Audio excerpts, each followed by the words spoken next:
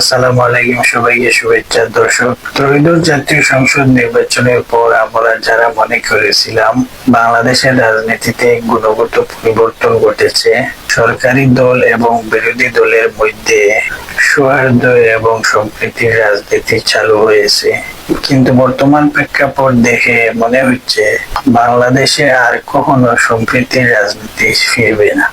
সরকারি দল বিভিন্নভাবে বিরোধী দলের উপর মামলা দায়ের করছে। তার পাশাপাশি বিগত 17 বছরে বিএনপি নেতাকর্মীদের উপর যেসব মামলা হয়েছে সেসব মামলা বিশেষ ক্ষমতা বলে বাতিল করা হচ্ছে, কিন্তু বিরোধী দলের উপর যে মামলাগুলো হয়েছে সেগুলো তারা রেখে দিচ্ছে, যা বিগত সরকার 111 পরবর্তী সময়ে তাদের নেতাকর্মীদের উপর করা মামলাগুলো প্রত্যাহার করেছে, কিন্তু বিএনপির উপর করা মামলাগুলো তারা রেখে দিয়েছিল, প্রত্যাহার করেনি।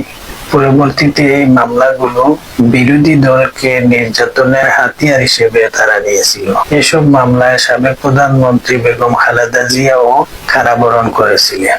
বর্তমান যে সরকার ক্ষমতায় এসেছে তারাও সেই শেখ হাসিনার দেখানো পথে হাঁটছে।